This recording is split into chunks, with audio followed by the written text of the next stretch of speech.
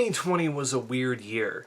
I don't need to tell you why. It was definitely weird for Green Day as they released their album Father of All Motherfuckers, and well, people hated it. I tried so hard back in the day to defend this thing, to tell people it's not that bad, and well, looking back at it now, 4 years later, I kind of see where people were coming from. It's a 10-track album that barely hits the 25-minute mark and just kind of gives you stuff from Green Day that isn't memorable when you look back at it. But the problem was that Green Day still had a contract to fulfill with their current record label at the time, and it seemed like they had some falling out, so they just decided to spit out a record to get out of that deal.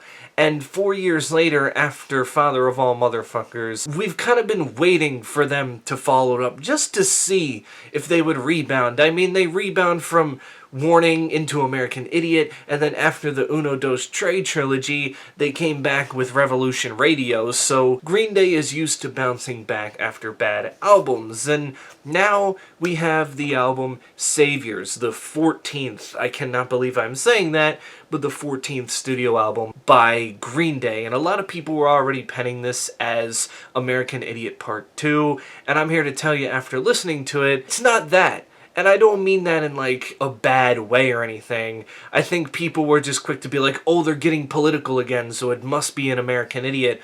American Idiot tells a good, thorough story throughout the entirety, whereas Saviors, it's kind of telling multiple. It's almost like the series of some sort of television show where each episode is different and is telling a different story, and that's kind of what I like about this one. And really, the sounds that we get off of this record are more of like 21st Century Breakdown Green Day, some Insomniac Green Day breaks through, Nimrod Green Day, and even the best traits from Uno, Dos, and Tre also pop in. Well, Green Day decides to do different things, as they have done pretty much throughout every album since they've released Nimrod, is try to, you know, check their boundaries. What can they do? What do they want to do? You know, they're not scared to go out of their comfort zone. There really wasn't anything off of this album I disliked. There were two songs that were kind of like very iffy to me.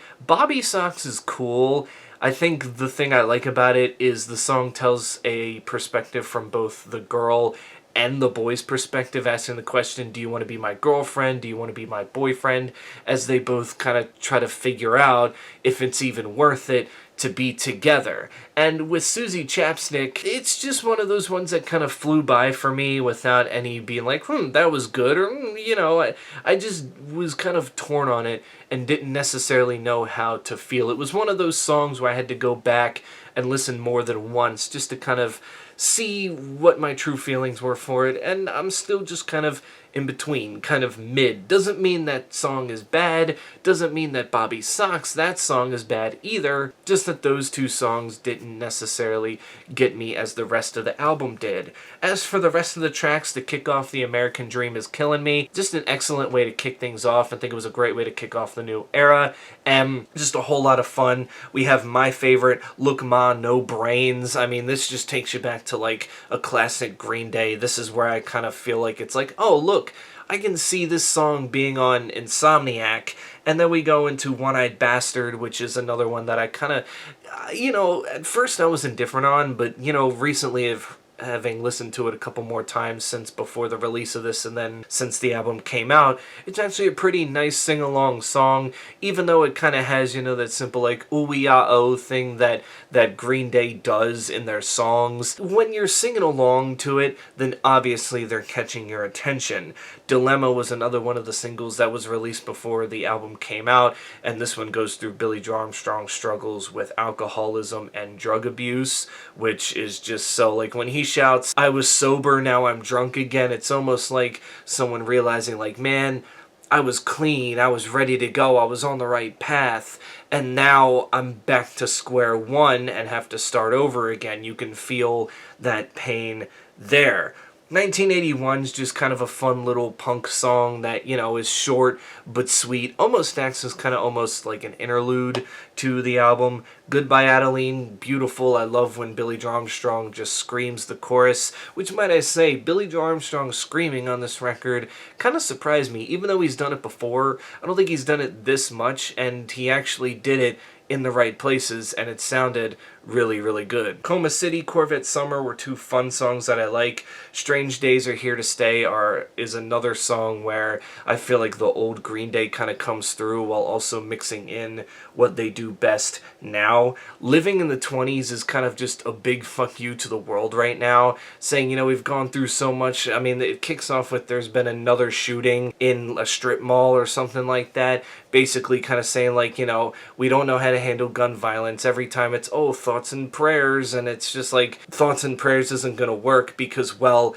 gun violence in America keeps happening, and it is at its highest rate that it has been because we're just so fixated with guns and whatnot that it just, like, I get where they're coming from. And they talk about other stuff, because living in the 20s isn't basically talking about living in their 20s. They're talking about the 2020s, which we're only 4 years into, or we just got to the 4th year into, and it's been a living hell since. Then we get to the song Father to a Son, which I feel like this is going to be the new father-son anthem for dads and their sons everywhere. It's a beautiful song. Billy Joe sings about, you know, just, I guess, how he realized as a father he may have done things wrong or may be flawed, but just know that he will always be there for you, which is, when he means you, he's talking about his son, or I believe he has 2 sons. He's basically owning up to saying, like, I'm not the perfect father, but then again, who is? It's just a nice kind of, not necessarily acoustic ballad, but it's the softest thing on here. Saviors, the title track, is good. I like it, but I feel like this shouldn't have been the title track. The album should have just been called The American Dream is Killing Me, and you could have made that the title track, but nonetheless, Saviors is nice. And then we finish off with Fancy Sauce, which basically is just a song about kind of saying, like, hey, you know, we all die young someday, so go out, enjoy yourself as much as you can, because you never know when your time is going to come, and that's really the thing that sucks about being, you know, a human, and how the only thing we know is that, like, one day we're going to be born into this earth, and then, you know, one day we're just going to, you know, die. Like, we're going to be done with everything, and it's always for a short period of time. Like, people say, oh, that person died at 90, you know, that's actually pretty old, they lived a good life, but it's like,